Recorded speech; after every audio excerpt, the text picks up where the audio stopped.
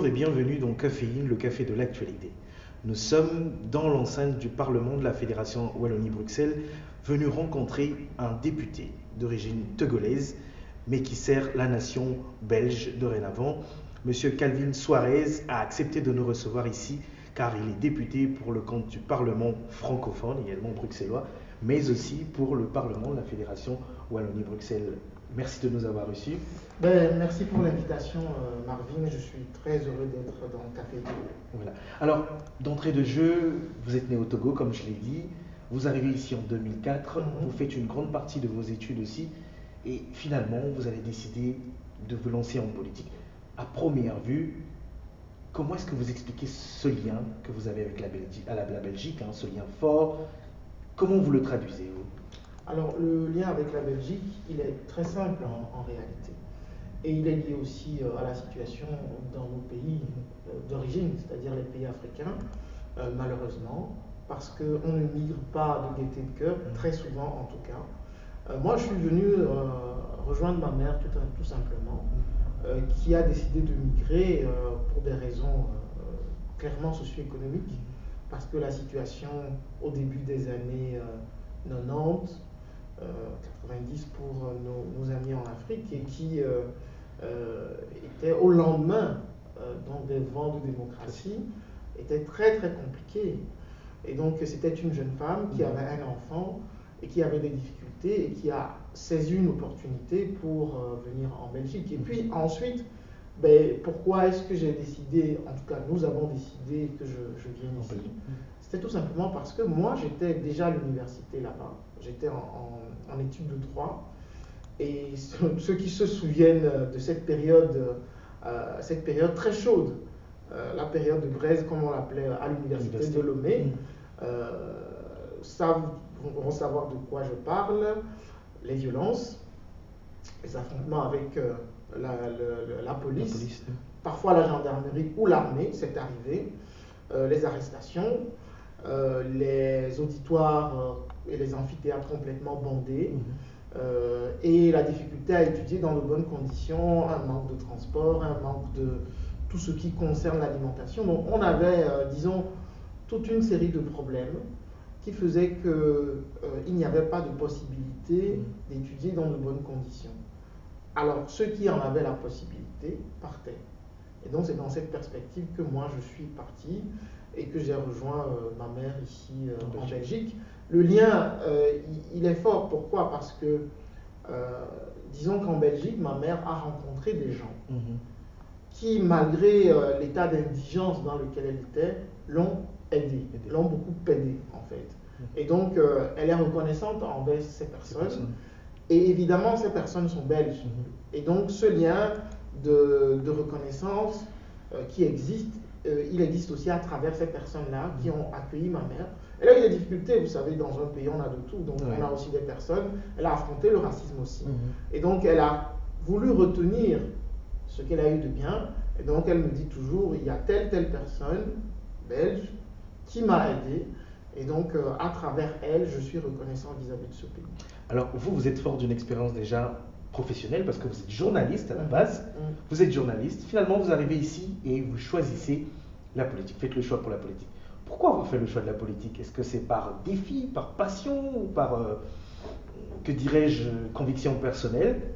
Alors, le journalisme et la politique, disons que la frontière est mince. Très mince.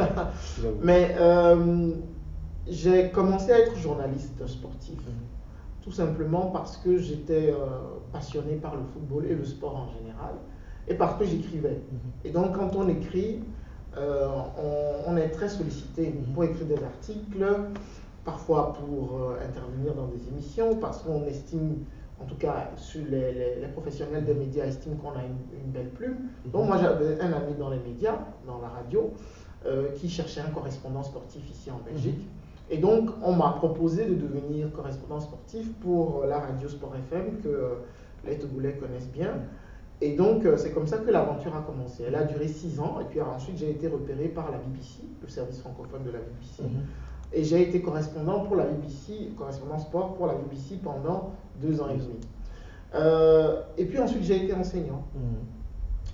Et au moment où j'entamais mon agrégation pour devenir enseignant, nous avons commencé, j'ai commencé en tout cas, à m'investir de plus en plus. J'oubliais, entre-temps, avant de devenir enseignant, j'ai été aussi conseiller juridique, chargé d'éducation permanente au MRAX, le mouvement contre le racisme, l'antisémitisme et la xénophobie. Et donc le lien politique est venu de là, c'est-à-dire que mon investissement dans l'associatif, avec la création de ce qu'on appelle le collectif Mémoire coloniale et lutte contre les discriminations. On va en parler de toute façon. On va en parler, que j'ai cofondé, co-dirigé pendant 6 ans. Disons que durant ce moment, je rencontrais des politiques. D'ailleurs, je venais ici faire du lobbying politique. Et donc, ce contact avec les politiques m'a permis de voir à quoi ça ressemblait un peu. Et j'avais moi-même la passion de la politique. Bon, certains me disent, écoute, ceux qui ont connu mon papa me disent, ton papa, il était très jeune. Il n'a pas fait de la politique comme on l'entend aujourd'hui, mais c'est quelqu'un qui a lutté pour l'indépendance de son pays. Il avait la vingtaine, qui a lutté aussi parce qu'il estimait que le néocolonialisme, disons aux environs des années 65, il estimait que l'indépendance que le Cameroun a eue, puisqu'il était d'origine camerounaise, c'était une fausse indépendance et qu'il fallait lutter pour avoir la vraie indépendance, lutter contre les débuts de la France-Afrique. Donc ceux qui ont connu mon papa, moi je l'ai perdu, j'avais 6 ans, me disent « Ah, voilà, on sent qu'il y a quelque chose. » La fibre. La fibre, elle était là depuis. Donc la passion était là. Elle sommeillait juste. Elle a été réveillée par ces rencontres que j'ai faites en côtoyant le système. Disons que l'envie est venue de prolonger mon action associative à travers mon action politique. C'est tout simplement le lien que l'on peut faire. Alors, le choix politique est fait, finalement. On choisit finalement un parti politique, c'est le parti écolo. Pourquoi le parti écolo? Qu'est-ce qui change dans cet environnement politique belge où il y a beaucoup de partis? Il y a même des partis dits partis de tradition qui existent, mais finalement un jeune d'origine africaine qui arrive et qui se dit je vais dans le parti écolo. Pourquoi? Alors ça, c'est une question qui m'est posée régulièrement parce que beaucoup de gens de toutes origines me disent mais il y a très peu de personnes d'origine africaine chez Écolo. Pourquoi tu n'es pas allé au PS? Pourquoi tu n'es pas allé au CDH? Pourquoi tu n'es pas allé chez Défi, etc. En fait, c'est une réflexion personnelle. Cette réflexion, elle est basée aussi sur mon observation que j'ai faite lorsque j'étais dans l'associatif et que je côtoyais le système. C'est-à-dire que j'ai eu l'opportunité d'avoir de la distance par rapport à ces partis et de voir quel était le parti qui correspondait le plus à mes convictions. Et quel était le parti qui, pour moi, pouvait faire le trait d'union entre mes aspirations africaines et mes aspirations européennes. Et donc, concrètement, quelles sont les valeurs qui m'ont amené chez Écolo? D'abord, les valeurs de justice sociale. C'est un parti qui lutte beaucoup pour la justice sociale, contrairement à ce que certains pensent. Dans la mesure où moi j'ai remarqué que sur des questions qui sont liées à la pauvreté, qui sont liées à la lutte contre les discriminations, qui sont liées en fait à la justice dans la société, aux libertés, c'est un parti qui avait des convictions assez ancrées, en fait. Simplement, le fait à l'époque, qu'il n'y avait pas beaucoup de diversité, certains pensaient que ces valeurs n'étaient pas assez ancrées. Mais en réalité, ce n'est pas vrai. Dans la mesure où, moi, j'ai compris que quand on arrivait chez Écolo, si on bossait et qu'on maîtrisait son sujet, on vous donnait votre chance. Et il y a une valeur très importante qui, pour moi, n'était pas assez exploitée du point de vue africain, parce que, quoi que l'on dise, ma socialisation politique est venue de l'Afrique. Je suis arrivé ici, j'avais déjà 22 ans, donc je ne suis pas né ou je n'ai pas grandi ici. C'est la question de l'écologie. Pourquoi? Parce que moi, j'ai beaucoup réfléchi en ayant regardé le documentaire sur Thomas Sankara, L'homme intègre, où on voit que les stéréotypes qui sont développés dans les communautés ou dans les milieux africains sur l'écologie étaient complètement faux. Dans la mesure où Thomas Sankara parlait d'écologie déjà dans les années 80. il en a fait une idéologie comme la colonne vertébrale, l'une des colonnes vertébrales de sa politique. Et donc, avec les questions de justice économique, de justice sociale, de droits des femmes, c'est quelqu'un qui m'a fait comprendre les enjeux économiques, politiques de l'écologie. Ça, c'est, je me suis dit, en fait, les enjeux sont tels en Afrique sur cette question que parfois nous négligeons, alors que les liens entre l'écologie et l'économie sont intimement liés. Tout à fait. Et en fait, le système qui broie les populations les plus paupérisées, les plus pauvres, ici et là-bas, c'est un système économique qui est basé sur l'exploitation des ressources. Et qui dit exploitation des ressources, dit écologie. Parce que là, moi, je m'intéresse beaucoup maintenant dans mon parti aux questions d'extractivisme. Les métaux rares, les ressources, que ce soit le bois, vous êtes d'origine congolaise, vous savez que l'importance du bois, toutes ces ressources que l'on dégrade, jouent un rôle important. Mais en plus, en termes de justice économique et sociale, est-ce que ces ressources profitent aux populations locales? Non. Ici, c'est la même chose. Est-ce que les ressources sont équitablement réparties? Non. Et ce souci de justice sociale, de justice économique, de justice climatique et écologique, je l'ai retrouvé chez Écolo. Et je me suis dit, voilà un thème qui est assez peu exploité dans les, disons, dans les milieux paupérisés, parce qu'il faut le dire, moi je suis arrivé ici, ma mère a été technicienne de surface, elle a travaillé dans le milieu hospitalier, on ne roulait pas sur l'or. Et donc, je me suis dit, je suis quelqu'un aussi qui aime découvrir de nouvelles choses, de nouveaux champs. Et j'ai tellement entendu parler de socialisme, tellement entendu parler du CDH, tellement entendu parler, que je me suis dit, pourquoi ne pas tenter quelque chose de nouveau, qui m'apporte un peu plus intellectuellement, plutôt que d'être sur quelque chose d'être assis sur quelque chose de confortable, où on ne se met pas en danger finalement. Et donc, je me suis dit aussi que si j'arrivais à faire mes preuves, j'ai remarqué que chez Écolo, quelles que soient les origines, quand on arrive à faire ses preuves, eh bien, on vous donne votre chance. Alors, la chance vous est donnée finalement, vous êtes élu dans le parti, pour le camp du parti Écolo, vous êtes élu, vous représentez aujourd'hui les électeurs au sein du Parlement de la Fédération Wallonie-Bruxelles et au Parlement francophone bruxellois, finalement, et aussi de la COCOF, si je comprends bien. C'est ça. 3 représentations, c'est du travail. Pour ceux qui nous suivent, est-ce que vous pouvez quand même nous expliquer c'est quoi un député? Que fait le député que vous êtes, Monsieur Calvin Suarez? Que fait-il dans son identité ou dans sa profession également, on va le dire aujourd'hui, et celle de député? Que fait-il exactement? Et quelles sont les grandes actions que vous avez déjà entreprises jusqu'ici? Alors, le député fait essentiellement 3 choses. D'abord, le député, c'est le rôle du pouvoir législatif, il est là pour contrôler le pouvoir exécutif. En quoi cela consiste concrètement? Cela consiste à interroger les ministres sur leur action. Parce que, avant la formation du gouvernement, puisque les gens le savent peut-être, sans doute, nous sommes dans un État fédéral, avec des entités fédérées. On a un gouvernement régional, un gouvernement fédéral et un gouvernement communautaire, où nous sommes. Donc, en tant que député, dans ces 3 entités, je dois interroger chaque fois chacun des gouvernements sur l'action qu'ils mènent. Parce que après les élections, il y a eu des coalitions. C'est-à-dire les partis qui voulaient former un gouvernement se sont assis et se sont mis d'accord sur une feuille de route, sur un programme. C'est ce qu'on appelle l'accord de gouvernement ou la déclaration de politique générale ou régionale.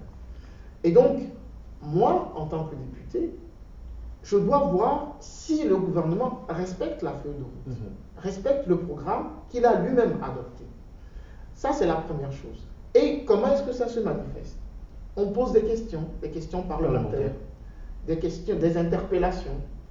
Il y a des motions, par exemple, il y a des résolutions.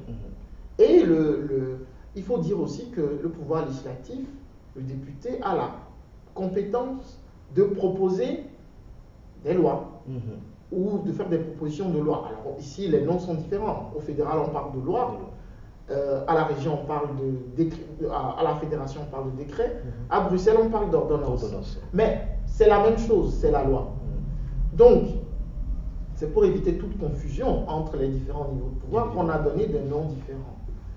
Mais le député a la possibilité de réfléchir en disant, par exemple, il y a tel problème qui n'est pas assez pris en charge.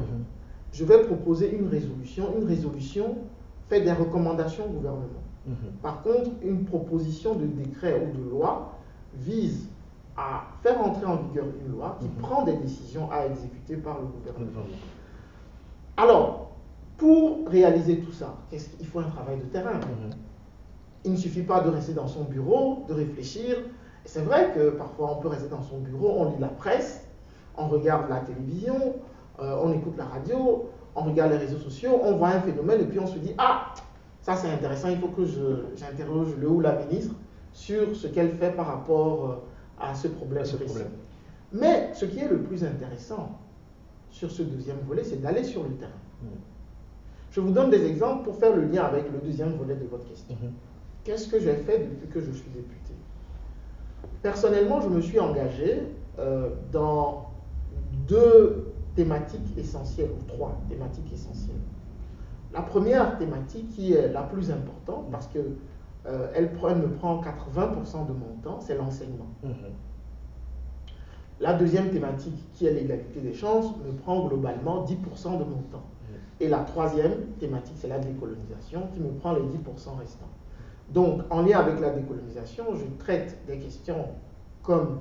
de la décolonisation des espaces publics, par exemple. Oui, je vais donner des exemples concrets tout à l'heure, mais il y a l'espace public, l'enseignement, la culture, mais aussi la question de l'extractivisme dont je parlais. Quand on prend un GSM, par exemple, un téléphone portable, ou un ordinateur portable, les métaux qui servent à construire, à concevoir ces outils viennent de quelque part. Comment se fait-il que ces outils ont un tel prix, par exemple? Comment se fait-il? Quelle est leur exploitation? Quel est l'impact sur les travailleurs là-bas, sur les filières? Quel est l'impact sur la biodiversité, sur le climat? Tout ça, ce sont des questions que je traite. Maintenant, si j'en viens à l'enseignement, il y avait un problème important par rapport à l'enseignement dans ce pays. C'est la question des bâtiments scolaires. Côté francophone, les bâtiments scolaires étaient vétustes. Et donc, comme action concrète, j'ai décidé d'aller sur le terrain régulièrement. Au moins 1 ou 2 fois par mois, j'allais sur le terrain et j'attirais l'attention sur ce problème-là. Et donc, le ministre en charge des bâtiments scolaires, Frédéric Dardenne, a mis en place un plan, mais le travail du député qui est le mien a été, par exemple, dans ma commune, à Gamsoren, puisque je suis conseiller communal également, on a eu des cas où des plafonds tombaient par terre, et donc parfois, il y avait même des problèmes de sécurité. Mon rôle a été d'aller dans les écoles, d'attirer l'attention, ce qui a fait que ce travail est devenu essentiel pour la Fédération Wallonie-Bruxelles. Ça, c'est du concret.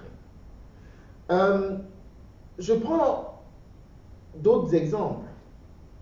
Vous savez, la ligne rouge, le fil rouge, pardon, qui est le mien, c'est la lutte contre les inégalités, dans toutes les matières que je traite. Et donc, quand vous prenez la question des bâtiments scolaires, les écoles les plus vétustes se situent dans les quartiers les plus défavorisés. Tout à fait. Donc, leur rénovation va permettre d'avoir plus d'égalité des chances. Il y a un deuxième dossier sur lequel je travaille au niveau de l'enseignement, c'est la question de l'alimentation, dans tous les sens. Vous prenez dans les écoles, ce sont les familles les plus pauvres, les plus précaires, qui ont accès à moins d'alimentation et à une alimentation de moindre qualité. Donc, en tant qu'écologiste, en tant que député, qu'est-ce que nous faisons? Nous allons sur le terrain, nous allons voir ce qui se fait de bien, et nous venons aussi mettre la pression sur le gouvernement pour que les écoles les plus pauvres, dans lesquelles les familles pauvres envoient leurs enfants puissent avoir accès à la même alimentation de qualité que les autres écoles. Et travailler aussi pour qu'il y ait moins d'inégalités entre les écoles, plus de mixité sociale dans les écoles. Un autre dossier qui, là, on voit les résultats concrets, c'est la question, et je sais qu'il y a beaucoup d'Africains et beaucoup d'étrangers qui sont touchés, la question des équivalences de diplômes. Ça, c'est un dossier sur lequel je travaille très fortement. Et les résultats, on a vu les résultats récemment. Effectivement. Vous avez permis aujourd'hui à ce que la procédure ne soit plus longue au niveau du bureau des équivalences. C'est ça. Donc, bon, il faut aussi saluer ceux qui ont travaillé sur le dossier avant. Mais la différence, c'est que moi, j'en ai fait quelque chose de systématique.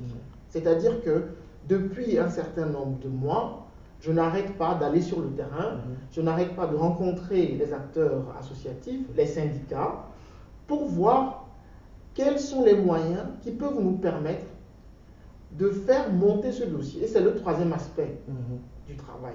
C'est-à-dire que dans l'accord de gouvernement, tout le monde le sait, tout ne peut pas être appliqué. On n'a que 5 ans. Tout à fait. On peut faire tout un catalogue, mais et les ministres et les députés savent que tout ne peut pas être appliqué. Absolument. Surtout dans cette période. Et notre travail a été bouleversé par la crise du Covid. Donc, il a fallu travailler sur le terrain. Il y a eu hier une manifestation de près de 10 000 enseignants, dont certains de mes collègues qui étaient dans la rue. Tout à fait. Donc, il a fallu gérer la crise du Covid également, attirer l'attention des ministres sur des problèmes qui sont liés au Covid. Mais pour revenir aux équivalences, pendant des années, moi-même, j'ai dû demander l'équivalence pour venir, pour avoir mon visa pour venir en Belgique. Donc, j'en sais quelque chose. Pendant des années, les gens se sont plaints. Et lorsque je suis arrivé, je me suis dit, ça doit être une de mes priorités.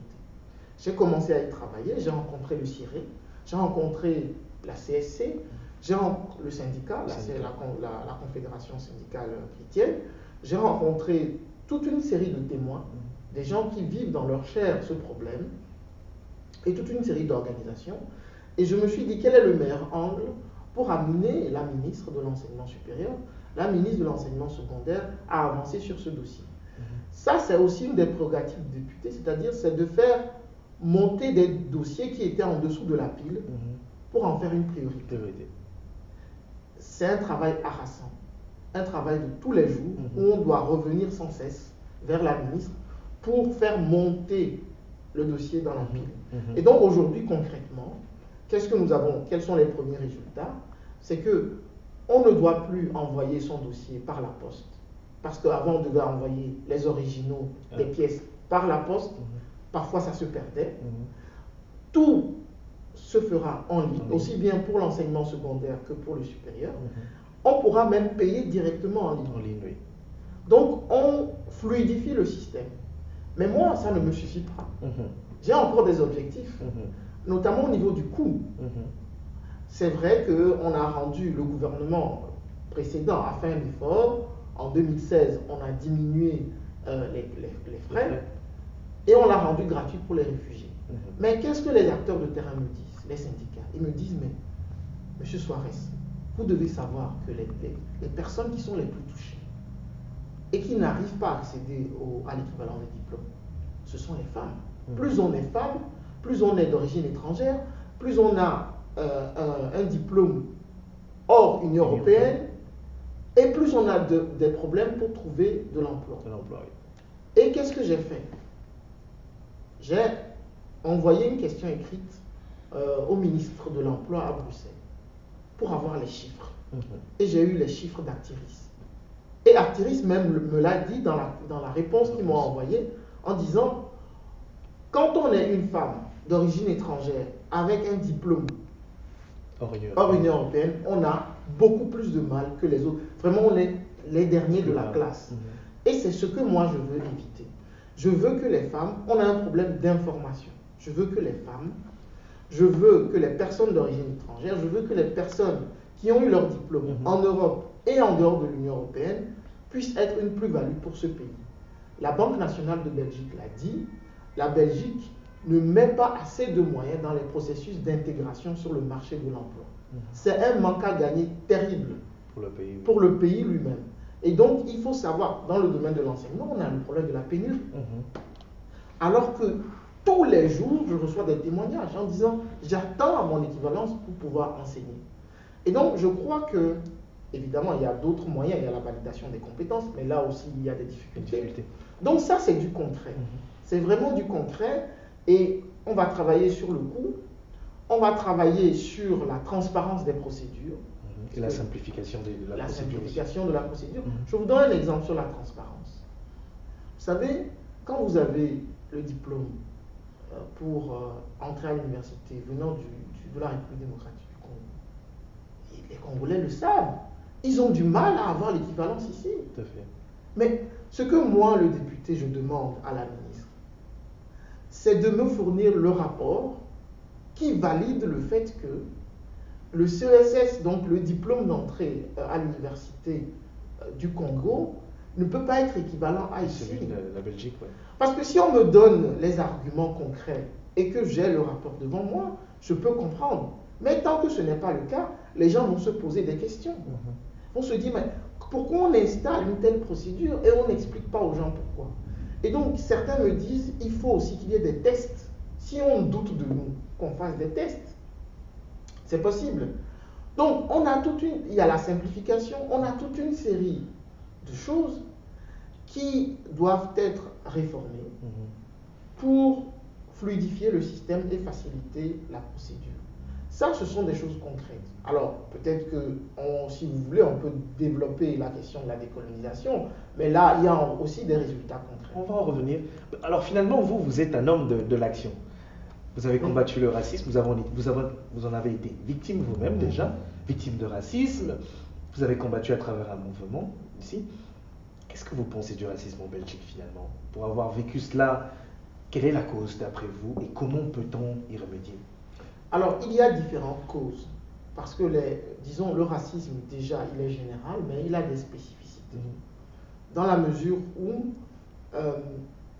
le racisme, disons, qui s'exerce vis-à-vis de personnes d'origine maghrébine, par exemple, il n'est pas exactement le même que celui qui touche les personnes d'origine subsaharienne, les personnes d'origine asiatique. Je vous donne un exemple concret.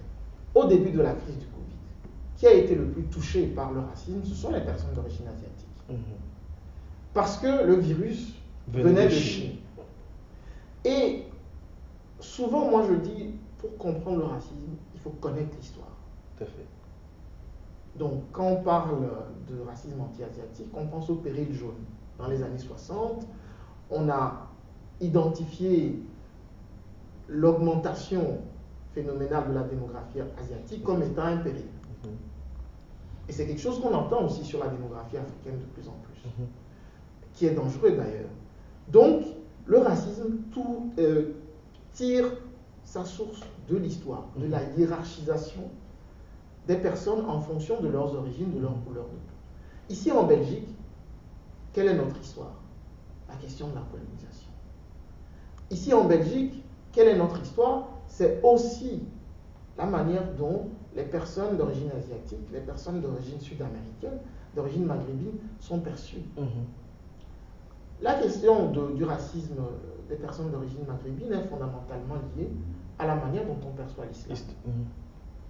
L'histoire de l'islam. Et donc, ça, c'est quelque chose qui est au fondement même des actes de racisme. Maintenant, concernant ma personne et les personnes d'origine subsaharienne en général, la colonisation joue un rôle fondamental dans la mesure où la colonisation a instauré un système de domination essentialiste. C'est-à-dire que par essence, on a estimé que l'homme blanc est supérieur à l'homme noir. Mais, ou la femme noire. Mais on ne devrait, dans l'idéal, on ne devrait pas utiliser les mots blanc, noir pour désigner des personnes. D'ailleurs, dans la matérialité des faits, pour faire rire les gens, je leur dis, mais si je prends une feuille blanche, les gens ne sont pas blancs. J'ai un aîné qui dit, vous savez, les blancs, on ne devrait pas les appeler blancs, on devrait les appeler les beiges ou les saumons roses, quelque chose comme ça. Ouais, et nous, pareil, on n'est pas véritablement noirs. Mais c'est parce qu'il y a une catégorisation sociale et ethnique qui a été imposé par un système capitaliste économique. Et comment il s'est manifesté ici en Belgique? Par l'entreprise de Léopold II au Congo. Et donc, ce sont les racines du racisme en Belgique. Et au final, c'est les politiques, vous y participez aussi finalement. Parce qu'on a l'impression que les politiques peuvent quand même drainer cette question selon les il y en a qui en jouent. selon leurs humeurs. Oui. Et puis au final, c'est le populisme qui récupère et finalement l'électorat se déchire tout autour de cette question. On ne sait plus comment s'y prendre. Concrètement, en Belgique, quelles sont les pistes, en quelques lignes, qui peuvent nous permettre de lutter contre le racisme? Bon, d'abord, concrètement, il y a 2 ou 3 outils. Il y a l'outil de l'éducation. Alors, quand on dit l'éducation, les gens disent oui, mais ça fait longtemps. En fait, la différence qui existe, il existe une différence entre la sensibilisation et l'éducation. En fait, quand on fait de la sensibilisation depuis très longtemps. Maintenant, ce qu'il faut faire, c'est de l'éducation. C'est éduquer les gens sur l'histoire du racisme et des discriminations. C'est-à-dire, comment est-ce que ce système a été mis en place? Pourquoi il a été mis en place? C'est ce qu'on ne dit pas souvent aux gens. On ne dit pas souvent aux gens, c'est pour de l'argent. C'est pour des richesses qu'on a mis ça en place. Les enfants qui sont à l'école, à long terme, ça c'est l'objectif à long terme, c'est la question de l'éducation. Et les outils qu'on utilise, en fait, c'est changer la mentalité des gens. Parce que moi je dis, Léopold II a réussi quelque chose, c'est la propagande coloniale qui a installé le racisme et fait un lavage de cerveau aux gens. L'objectif à court terme, ça c'est très important, c'est faire de la lutte contre le racisme une priorité pour la justice, pour le système judiciaire. Pourquoi? Parce que moi j'ai été conseiller juridique au MRAX, comme je vous l'ai dit, le mouvement contre le racisme. J'ai reçu des dizaines et des dizaines de victimes de discrimination. Je peux vous dire que quand je construisais un dossier, je l'envoyais au procureur du roi. Dans 95% des cas, c'était classé sans suite. Je peux vous donner un exemple concret qui m'a choqué. Un monsieur d'origine marocaine vit dans l'entité d'Oupey, dans la région liégeoise. Il vit avec sa femme et son enfant. Il vit dans une maison avec des appartements, où certains lui en veulent en raison de ses origines. Il finit, à chaque fois il est intimidé. On tape sa voiture, on perce les pneus de sa voiture, etc., etc. Malgré tout, il résiste. Et puis, ce qui se passe, c'est qu'un jour, sentant la situation se dégrader, il envoie sa femme et son enfant chez sa sœur. Et cette nuit-là, on monte chez lui avec une hache pour le tuer. Et heureusement, il arrive à s'échapper. D'autres habitants de la maison arrivent à l'avertir, s'échappent, ils portent plainte. Nous avons des témoins. Et donc, des gens, la difficulté par rapport au racisme, ce sont les témoignages en justice. Or, là, pour ce dossier, les gens témoignent, y compris à visage ouvert. Et donc là, je me suis dit, j'ai dit à mon collègue François Anco, s'il nous écoute, là, ce dossier, on ne peut pas le rater. Et donc, on était tellement contents, on se dit, là, on a un dossier embêtant. On l'envoie au procureur du roi, et quelques semaines plus tard, on reçoit la réponse classée sans suite. Pourquoi? Parce qu'on ne donne pas assez de justice, assez de moyens à la justice. Et donc, on ne forme pas le personnel de la justice à faire du racisme une priorité. Donc, puisqu'on n'a pas de moyens, on met des priorités. Et donc, la justice, le racisme se retrouve en dessous de la pile. Un autre outil qui peut se faire à court terme, qui existe déjà, à Bruxelles, on a installé le testing. Le testing, c'est un moyen qui permet de tester, donc, par exemple, les propriétaires de logements, les employeurs, pour voir si, donc, des tests anonymes pratiquent, pour voir s'ils pratiquent le racisme, la discrimination à l'embauche ou au logement. Et donc, ce qui reste à faire, et ça, nous sommes en train d'y travailler, et ma collègue Farida Daha est en train d'y travailler au Parlement bruxellois, c'est de donner les moyens aux conseillers, aux inspecteurs de l'emploi et surtout aux inspecteurs du logement qui vont aller sur le terrain pour pratiquer ces tests. Parce que pour le moment, on attend que les victimes portent plainte. Or, au MRAX, mon expérience m'a montré que beaucoup de victimes ne portent pas plainte. Certains viennent, ils ont juste besoin de se décharger psychologiquement. Ils viennent, tu les écoutes, et à la fin, quand on leur demande, vous voulez porter plainte? Non. Finalement, le fait que vous m'ayez écouté, ça suffit. Ça aussi, c'est une question d'éducation. Et ce sont, vous savez, à Gand, dans la ville de Gand a mené une étude test sur le testing concernant la discrimination au logement avec l'université de Gand. Dans un quartier proche de l'université. Et ça a donné des résultats phénoménaux. Et donc, ça marche. Et ça, ce sont des choses, c'est la même chose que nous demandons pour les lieux de loisirs. Sur le racisme, par exemple. Un concitoyen bruxellois a été victime, ses amis ont été victimes en raison de leur couleur de peau, de racisme dans un établissement commercial qui s'appelle la Terrasse de l'O2. Il y en a beaucoup d'expériences, beaucoup de témoignages nous reviennent sur le fait qu'on ne laisse pas les gens rentrer en boîte de nuit. Parfois au restaurant, on est victime de racisme.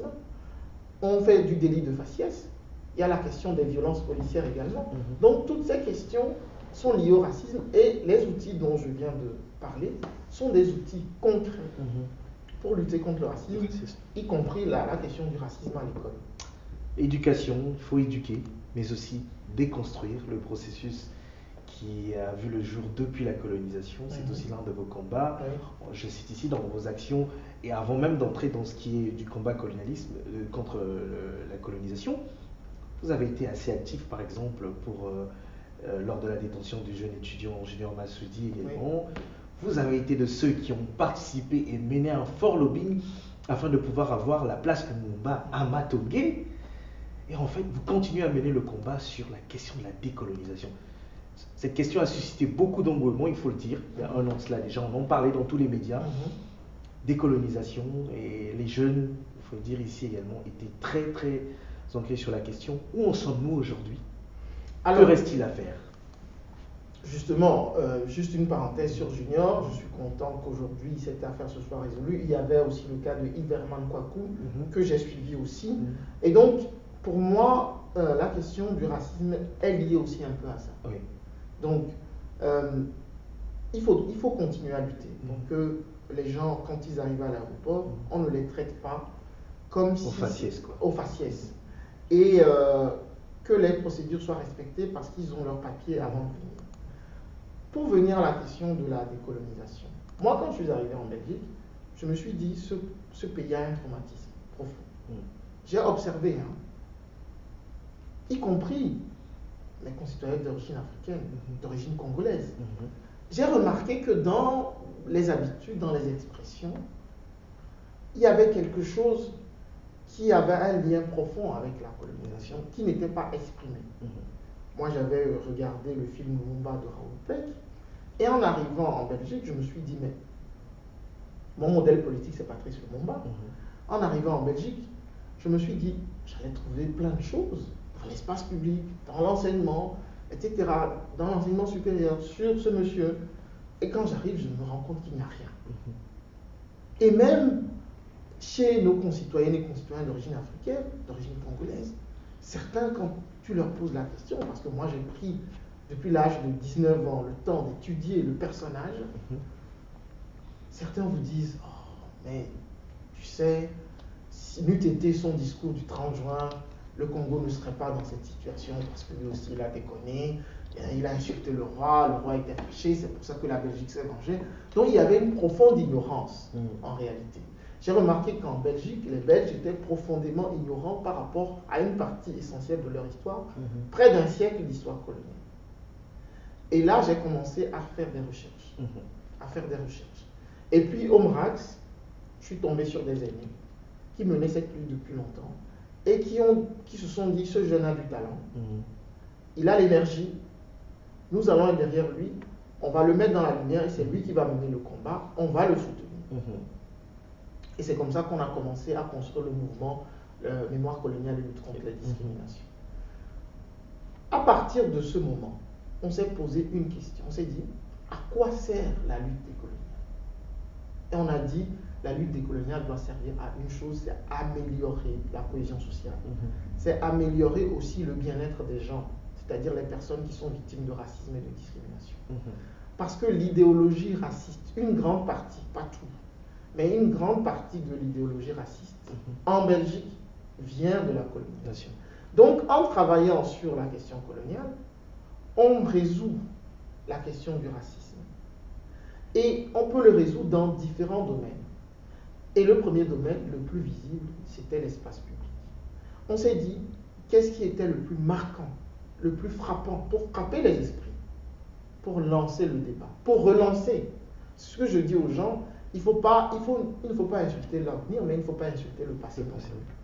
Parce que déjà au début du XXe siècle, il y avait un monsieur qu'on appelait Paul Panda Farnana, qui luttait pour les droits des Noirs dans ce pays. Un des premiers intellectuels congolais qui a servi la Belgique lors de la Première Guerre mondiale. Il a été fait prisonnier.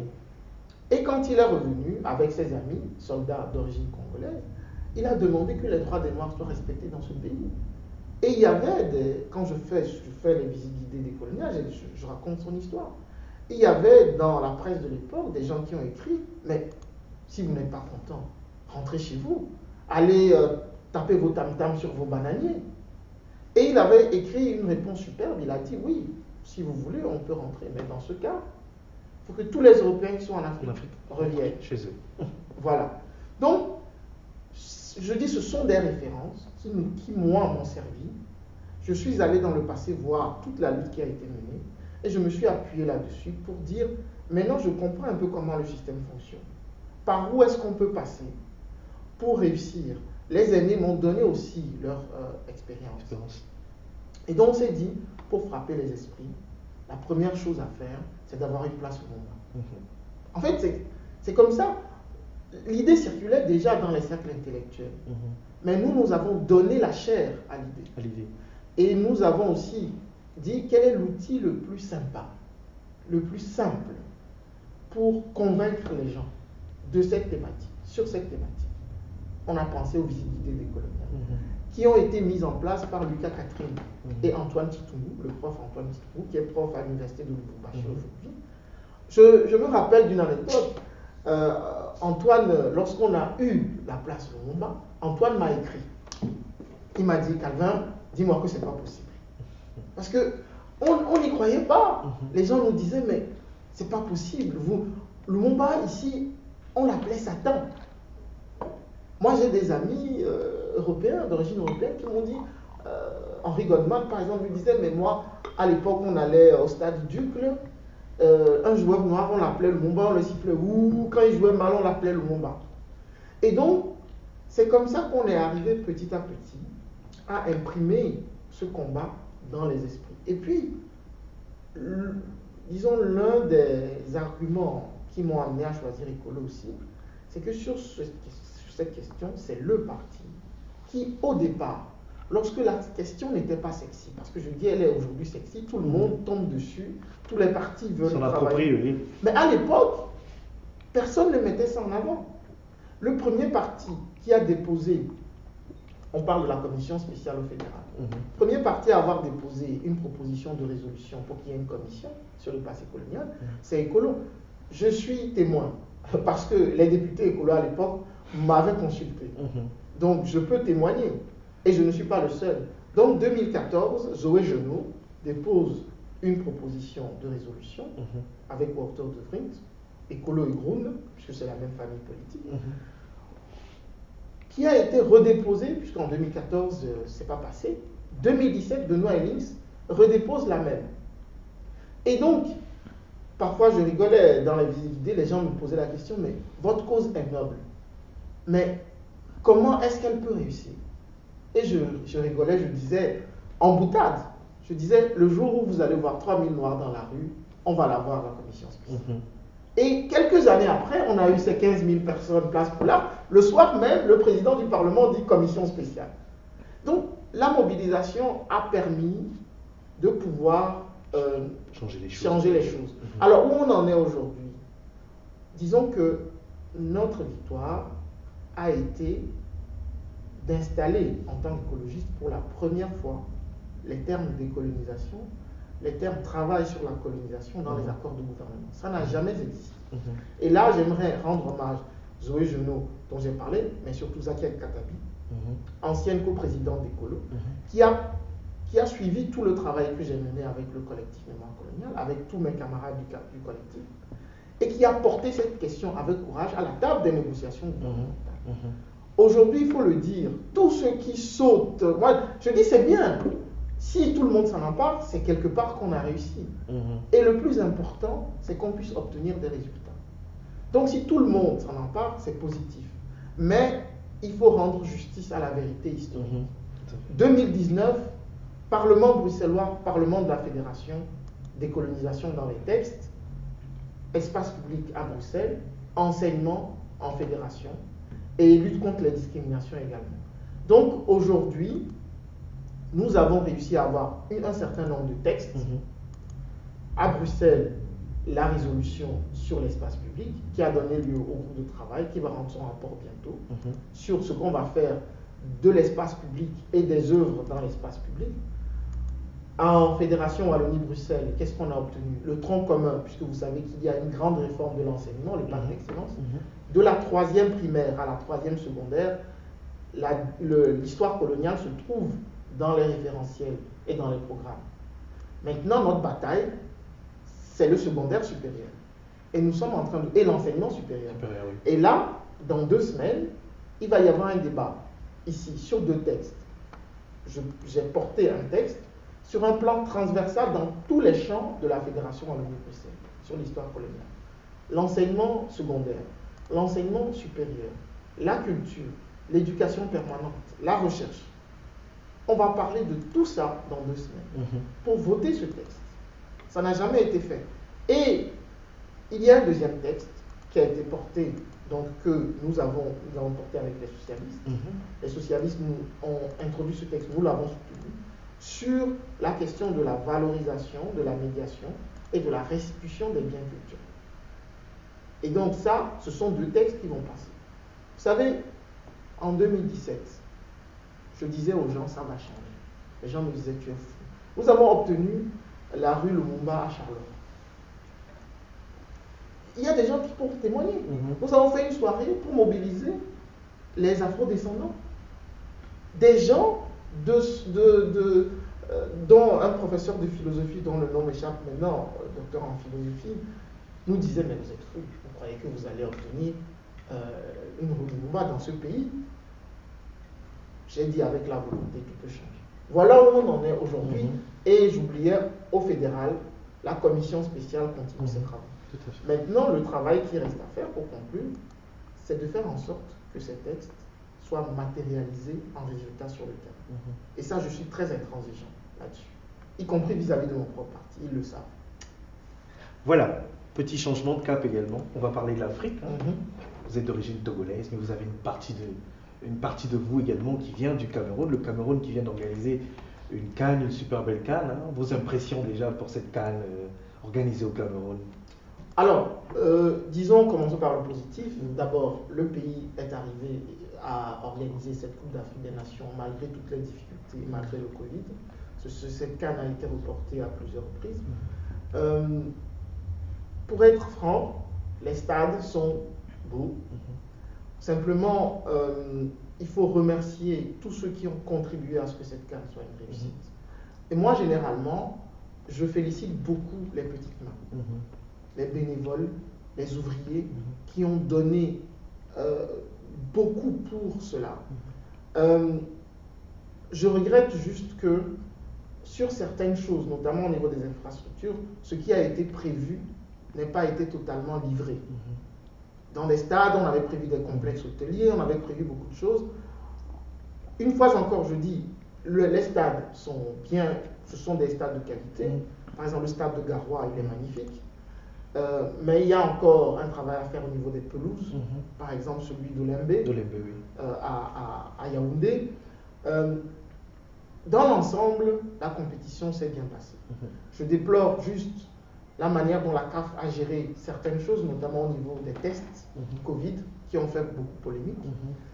Mais malgré tout, c'était un pari. Et beaucoup, en dehors de l'Afrique, ont parié sur l'échec de cette CAN. Notamment la FIFA. Et c'était assez savoureux de voir le même Gianni Infantino qui voulait annuler la CAN, être présent pour également au Cameroun. Exactement. Donc, ce fait uniquement montre la réussite de cette CAN. Mais il y a eu beaucoup par rapport au Cameroun, il y a eu beaucoup, et les autorités elles-mêmes le reconnaissent, il y a eu beaucoup de problèmes par rapport à la gestion des fonds qui ont servi à la construction des stades, des infrastructures, la gestion de la compétition elle-même, et il faudra que des gens rendent des comptes par rapport à la gestion. Donc, je suis juste déçu que le Cameroun n'ait pas remporté la Coupe d'Afrique des Nations. Vincent Aboubakar a fait une superbe CAN, 8 buts. On remonte à Laurent Poukou, à un but de Ndaye Moulamba qui détient le record de 9 buts. Mais le Sénégal fait un très beau vainqueur parce que c'était une anomalie qu'une puissance africaine du football comme le Sénégal n'ait pas une étoile accrochée à son maillot, donc ce n'est que justice. Alors, à côté de cette Afrique qui évolue, il y a aussi le côté politique qui ne va pas souvent bien. On assiste depuis voici quelques mois à des coups d'État répétitifs. On parle ici de la Guinée, on parle du Burkina Faso, et on parle ici également d'un autre pays africain aussi qui aujourd'hui, le Mali qui est en froid d'un point de vue diplomatique avec la France. Quelle est la lecture que vous faites de cette partie de l'Afrique subsaharienne qui aujourd'hui semble revenir encore, faire un pas en arrière? Est-ce qu'on va vers l'avant? Est-ce qu'on évolue également? Est-ce qu'il y a une évolution sur le plan institutionnel ou qu'est-ce qu'il faut faire finalement? Alors moi je me définis comme panafricaniste. Donc je suis toute l'actualité de toute l'Afrique. Parce que j'estime, même si je suis député en Europe, j'estime que, et c'est ce que j'ai toujours dit lorsque j'étais coordinateur du collectif, l'Africain, où qu'il soit dans le monde, ne sera respecté que lorsque l'Afrique va devenir une vraie puissance. Vous savez, dans ce pays, les Italiens ont subi beaucoup de racisme. Parfois, les Noirs, les subsahariens, pensent qu'ils subissent. Pire. Ils subissent beaucoup. Les personnes d'origine maghrébine aussi. Mais il faut aller dans les archives pour voir ce que les Italiens ont subi. Dans ce pays, on écrivait sur des panneaux interdits aux chiens et aux Italiens. Mais quand l'Italie a émergé, quand elle est entrée dans la communauté européenne, quand les choses ont commencé à changer, avant manger des pâtes, c'était réservé aux pauvres. Aujourd'hui, la cuisine italienne est devenue une référence. La culture italienne est devenue une référence. Donc ce que moi je dis aux Africains, parce que pour moi l'Afrique, ce n'est pas seulement le continent, ce sont aussi les diasporas.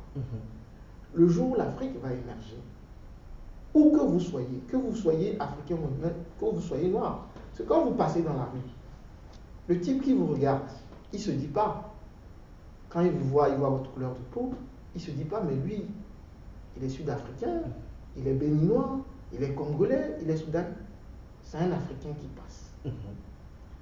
Ça, c'est quelque chose que nous devons comprendre dans les diasporas. Et nos enfants, les enfants d'origine subsaharienne qui sont dans les écoles, c'est le même problème, subissent les mêmes problèmes en fait. Et donc, nous devons ici faire en sorte que l'Afrique émerge. C'est l'une des seules manières de se faire respecter. Et ce qui se passe dans les 3 pays dont vous parlez, au niveau démocratique, il faut le dire, il y a une stagnation. Je ne veux pas dire qu'il y a un recul, il y a une stagnation. Pourquoi?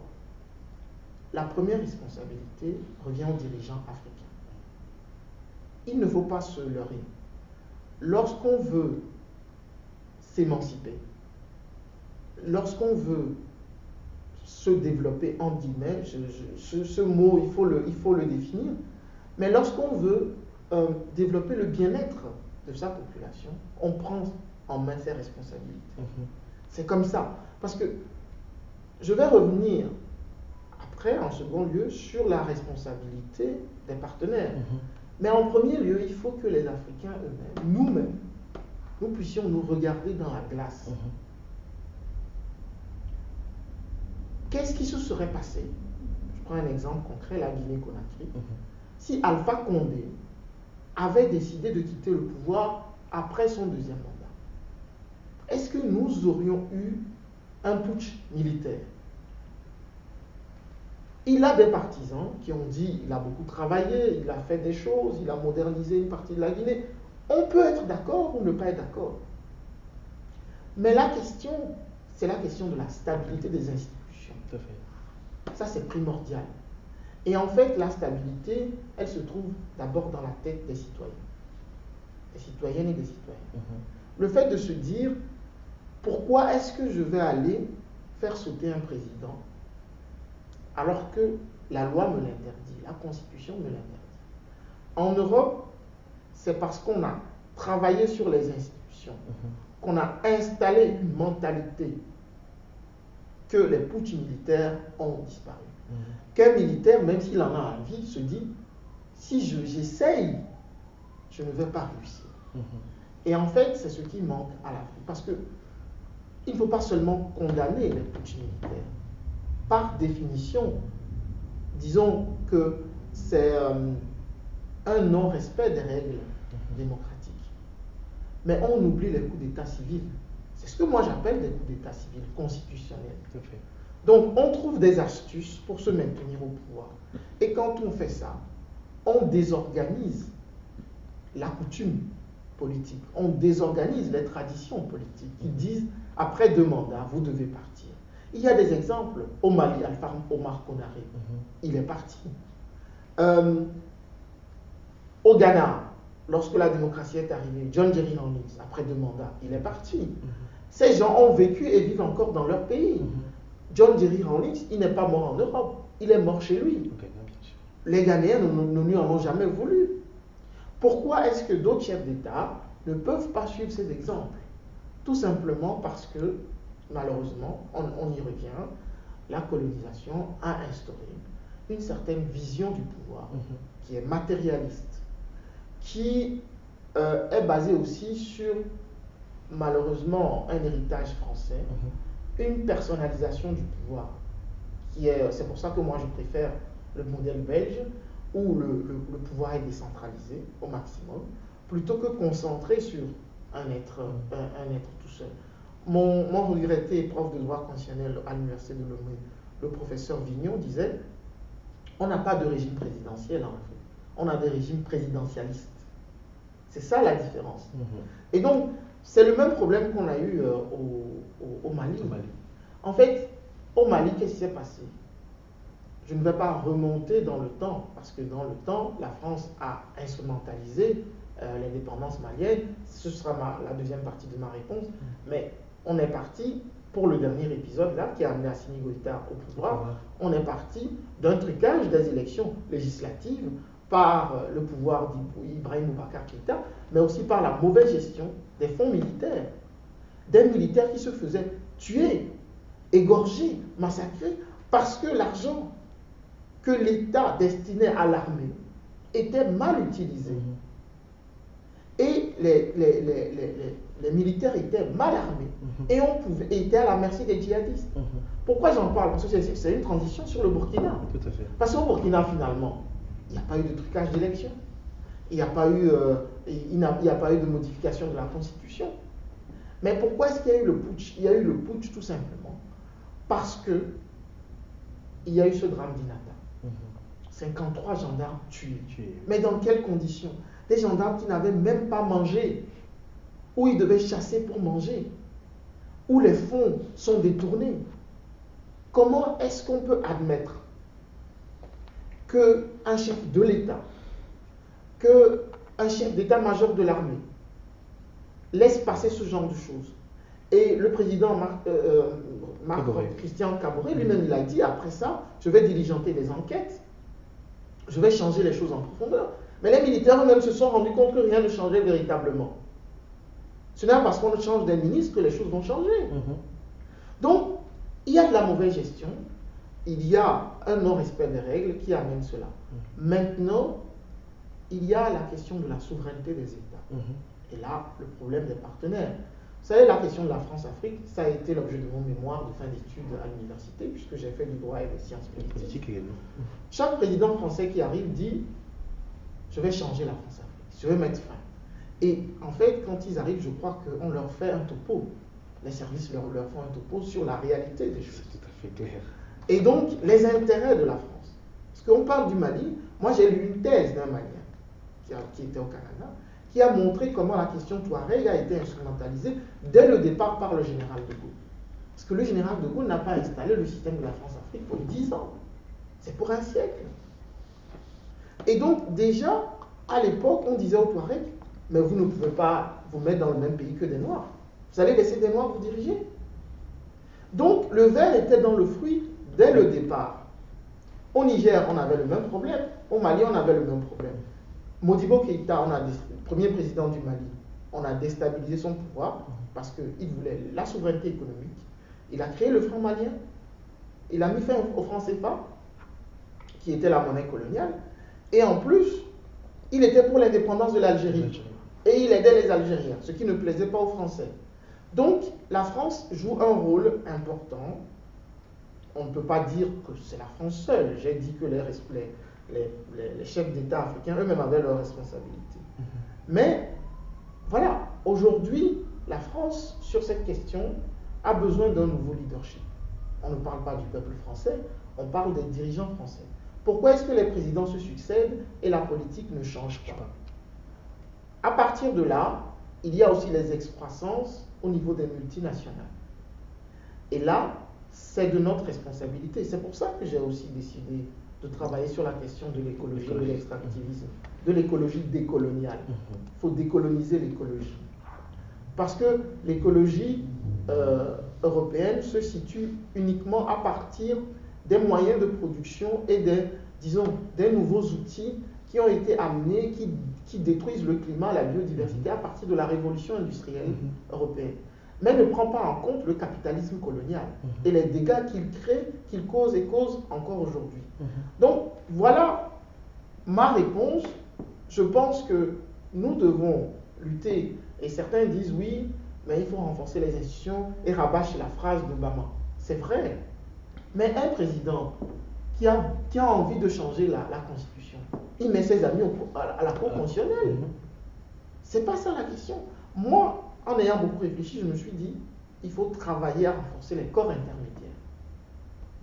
Aujourd'hui, on a beaucoup d'organisations des droits humains. Beaucoup, par exemple, le ballet citoyen au Burkina Faso. Pour moi, ce sont des corps intermédiaires qu'il faut renforcer. Et il faut amener ces corps intermédiaires, les personnes qui les dirigent, à ne pas se sentir obligés d'entrer en politique pour faire ce que les politiques font parce qu'ils le font mal. Parce que quand on rentre là-dedans, le système vous broie, vous formate. Et donc, les avocats, les organisations des droits humains, les associations, il faut, disons, renforcer, faire en sorte que le contre-pouvoir vienne de ces corps intermédiaires-là. Et je crois que dans les pays africains, il ne faut pas faire de généralisation. Il y a des pays où ça marche, au Ghana, par exemple, au Botswana. Au Sénégal, ça va plus ou moins. Espérons que pour les prochaines élections, ça aille. Mais qu'on a eu Y'en a marre au Sénégal, on a la Lucha en République démocratique du Congo, on a toute une série on a l'association de lutte contre la torture au Togo, on a toute une série d'organisations qu'il faut renforcer. Pour moi, ça doit être la priorité numéro 1. Pour un président qui arrive, il va dire, si je veux garantir la démocratie à long terme, il faut renforcer ces corps intermédiaires. La société civile. La société, c'est ce qu'on appelle société civile, mais pour moi, c'est trop vague. Pour moi, les corps intermédiaires, c'est beaucoup plus parlant, pour faire contre-pouvoir. Parce que si ces corps intermédiaires, qui sont de la société civile, ne sont pas des contre-pouvoirs, quel est le seul contre-pouvoir qu'on peut avoir? C'est l'armée. Effectivement. Donc, vous voyez qu'on a fait le tour et on est revenu à l'armée tout simplement parce qu'il n'y a pas de corps intermédiaire assez solide. En face, oui. Parlons des rapports entre l'Union africaine et l'Union européenne. Dans quelques jours, il y aura ici également cette fameuse semaine également consacrée au rapport entre l'Union africaine et l'Union européenne. est-ce que vous y croyez, vous, jusqu'ici, effectivement, ce partenariat? Parce que les chefs d'État africains vont défiler ici, également certains jeunes activistes, également, certaines organisations viendront débattre la question de l'entrepreneuriat, la question des droits, et finalement, les chefs d'État viendront encore discuter. Finalement, le partenariat, est-ce qu'il est gagnant jusqu'ici ou est-ce qu'il stagne aussi? Non, il n'est pas gagnant-gagnant. D'abord, à long terme, je pense qu'il faut faire quelque chose des deux côtés. Parce que j'entends parfois des gens qui tiennent des discours, oui, mais vous de la diaspora, on n'est pas sur le terrain, il faut revenir pour... Non. Aucune puissance ne s'est développée sans sa diaspora.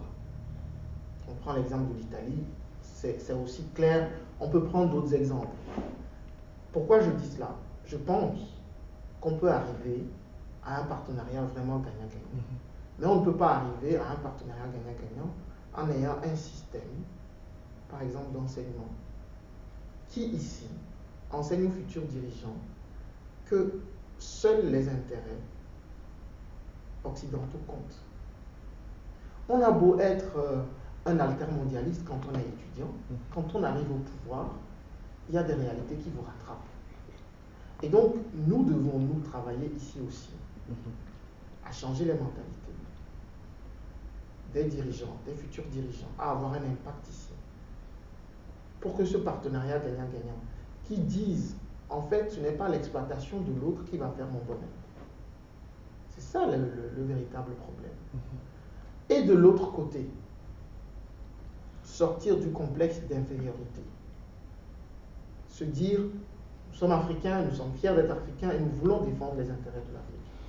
Mais en disant à nos amis européens, si vous ne nous respectez pas, nous ne pouvons pas vous respecter. Sortir du complexe de supériorité d'un côté, sortir du complexe d'infériorité de l'autre. Certains vont me dire c'est utopique. Mais nous, écologistes, nous sommes pour le multilatéralisme et pour le respect de la souveraineté des peuples. Et donc, je vais donner deux exemples concrets. La question de la sécurité, la question de la lutte contre l'immigration, la lutte contre le djihadisme. Est-ce que la lutte telle qu'elle est menée au Mali aujourd'hui porte ses fruits? Ça, c'est une question. Je pense qu'on peut faire une évaluation. Le Mali, effectivement, a fait appel à la France. La France, ensuite, a fait venir ses partenaires européens. La question, c'est que veulent les Maliens? Moi, c'est les Maliennes et les Maliens. Moi, c'est la question que je pose. Ensuite, si lors de ces discussions, on établit ce que veulent les Maliennes et les Maliens, ça peut être la même chose pour le Burkina et pour d'autres. Quelle est la part des États africains dans l'implication stratégique? Qui décide? Je crois que là, il y a une discussion à avoir par rapport au rôle des uns et des autres. Deuxième exemple, la question des bases militaires. Qu'est-ce qu'on dit de cela? Donc, il y a une question sur comment on gère la question de l'immigration. Parce que, évidemment, les conditions de vie dans les pays sont liées au fait que les gens partent. Mais comment est-ce qu'on gère la question de l'immigration? Est-ce que nous, en tant que politique d'origine africaine, nous sommes contents avec cette situation où les gens meurent dans la Méditerranée, où on établit des barbelés? Moi, en tant qu'écologiste, je suis contre. Il faut une gestion beaucoup plus humaine. Deuxième exemple, la question du commerce. Aujourd'hui, on a des accords qui défavorisent parfois l'Afrique. C'est-à-dire qu'on sait très bien qu'il y a des produits qui ne sont pas taxés à l'entrée. Ce qui permet aux produits venus de l'extérieur, notamment de l'Europe, de faire une concurrence terrible aux produits locaux. Je prends deux exemples, le poulet et le lait. Moi, en tant qu'écologiste, je ne peux pas accepter que le poulet qu'on refuse ici, le poulet congelé, que des gens, et c'est là le complexe d'infériorité lié à la colonisation, tout ce qui vient de l'Europe est bon. On a des gens qui sont des bourgeois là-bas, dès qu'il y a un truc qui vient de l'Europe, pour eux c'est magnifique. Ce qu'on refuse ici, qui est bourré d'hormones, qui n'est pas bon pour l'organisme et pour la nature, on l'envoie en Afrique. Les déchets, on parle du problème nucléaire, les déchets nucléaires, les déchets des ordinateurs, des voitures, etc. Où est-ce qu'on les envoie? En Afrique. Tout à fait. La santé des populations. Le lait fait l'objet d'une concurrence terrible. Le riz, quand je suis allé au Togo récemment, du riz qui vient de Thaïlande est moins cher que le riz togolais. Le poulet congelé est moins cher que le poulet. C'est pour ça que le Burkina Faso a labellisé son poulet bicyclette, par exemple. A interdit Monsanto, a interdit le poulet congelé. Je pense que ça, c'est quelque chose qui doit être discuté. Parce que sinon, un éleveur de poulet, un jeune, qui veut investir là-dedans, qui veut faire sa vie en Afrique, et qui veut gagner sa vie, construire sa famille, avec ça, ne peut pas. Et donc, il va réfléchir à comment s'exiler. Je donne des exemples très concrets pour que les gens comprennent vraiment les enjeux qui sont à des échelles gigantesques.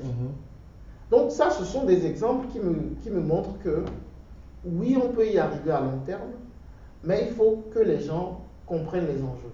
Et ça, l'éducation sur ces enjeux en Afrique doit grandir. Alors, M. Calvin Soiré, on arrive pratiquement à la fin de cet échange, en tout cas très riche. Outre le fait que vous soyez député, outre le fait que vous soyez activiste, quelles sont vos autres ambitions? Vous êtes auteur également d'un ouvrage. Est-ce que vous pensez écrire un autre ouvrage? Oui. Qu'est-ce que vous avez prévu en fait? Quand vous n'êtes pas député, qu'est-ce que vous faites? Et qu'est-ce que vous ambitionnez de faire? Alors, quand je ne suis pas député, je lis beaucoup. J'essaie d'écrire. Depuis que je suis entré en politique, j'aime moins le temps d'écrire parce que je fais aussi de la poésie. J'ai publié 3 ouvrages. Un premier intitulé Les bureaux paternels aux éditions L'Harmattan. J'ai publié aussi un recueil de nouvelles intitulé Belzébuth, sa maîtresse belge et le sans-papier. C'était aux éditions du Mandé, mais malheureusement la maison d'édition a fait faillite. Et donc je suis à compte d'auteur sur cet ouvrage. Et j'ai publié aussi avec des amis. On a fait un atelier de poésie pendant 2 ans. Saïd Douli, Malik Bi et Ngandji Moutiri. On a publié, donc, grâce au regretté, il est mort il y a 2 ans malheureusement, au début du Covid, Serge Noël, président de SOS Migrants, qui nous a fait travailler pendant 2 ans dans un atelier de poésie. On a produit un ouvrage qui s'appelle Désintégration, avec le jeu de mots désintégration. Donc, j'ai l'ambition d'écrire un nouvel ouvrage. Je suis sur un manuscrit, j'ai entamé un deuxième, mais quand on est en politique, on a moins de temps pour pouvoir s'y consacrer. Alors, j'ai aussi l'ambition de porter un vrai projet pour l'Afrique.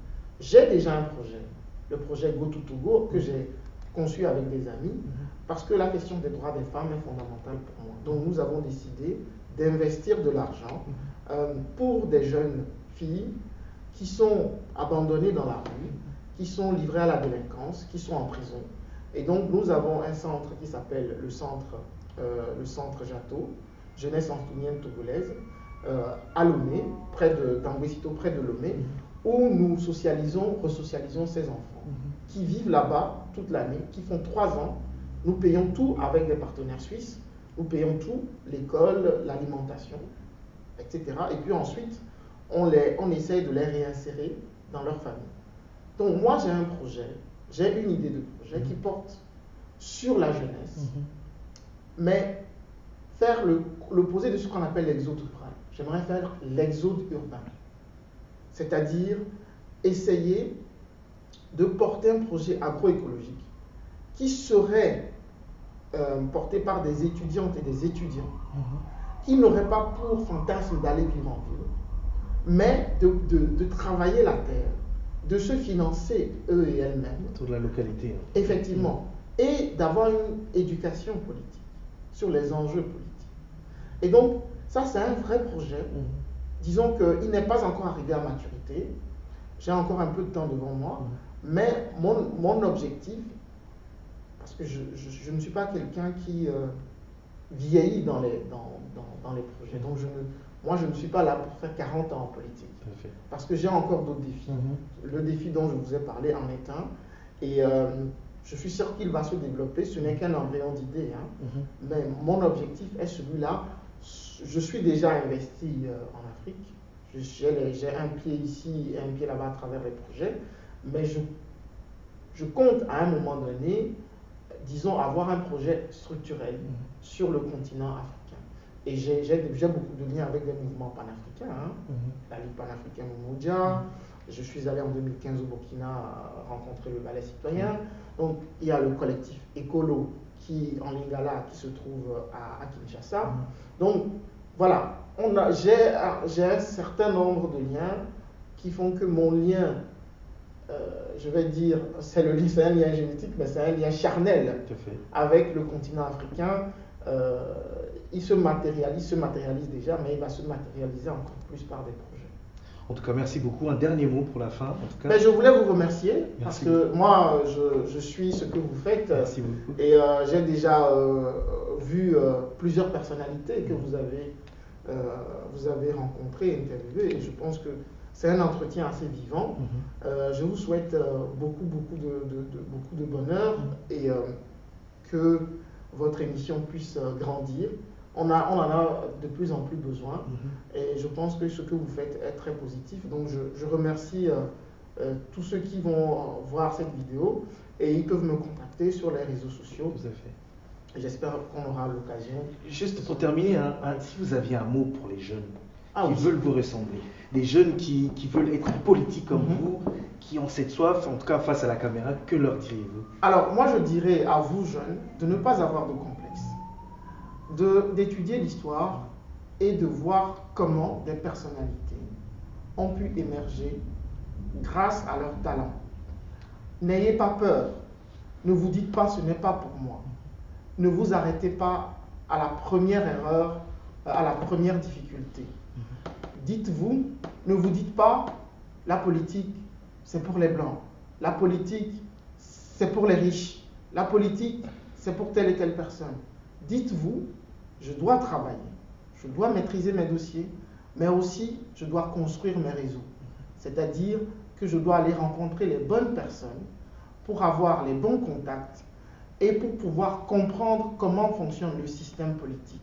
On ne s'assied pas et on vient vous choisir et on vient vous prendre. Certains ont pensé que j'étais chez moi et que l'on est venu me chercher. Non, c'est parce que je me suis engagé sur le terrain que j'ai eu des contacts, que ces contacts ont vu en moi quelque chose, que petit à petit je me suis dirigé vers la politique.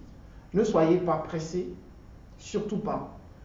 Essayez d'avoir de l'expérience à travers des engagements, que ce soit des engagements de terrain. Le terrain forme beaucoup. Et donc choisissez un engagement, engagez-vous, et puis à partir de là, tissez votre réseau et vous allez voir que le travail finit toujours par payer. Mais ne soyez pas dans le complexe d'infériorité. N'ayez pas peur, ne dites pas je vais dire ça et on va se moquer de moi. Non, c'est en faisant des erreurs qu'on apprend. Et donc je suis là, si vous avez besoin de mes conseils, ma porte est ouverte. Je suis sur les réseaux sociaux, surtout Instagram, Facebook, Twitter. N'hésitez pas, on pourra discuter, je pourrai vous donner des conseils. Voilà, c'était le dernier mot de la fin. En tout cas, merci beaucoup de nous avoir reçus. L'engagement, en tout cas, il l'a dit, engagez-vous et nous devons nous engager. C'est aussi le fruit de notre travail. C'est la raison pour laquelle nous vous présentons un peu plus ces personnalités qui sont des modèles de nos sociétés. Monsieur Calvin Suarez également est un modèle parce que c'est un jeune d'origine africaine également qui aujourd'hui défend des causes belges, des causes également de la cité, des causes des citoyens et des citoyennes belges. Et c'est ce travail qu'il mène depuis tous les jours parce qu'il a un passé très actif, il faut le dire, mais il continue également de porter de grands projets qui sont profitables tant pour la diaspora que pour le peuple belge. Voilà, c'était vraiment le mot de la fin. Merci beaucoup de nous avoir suivis.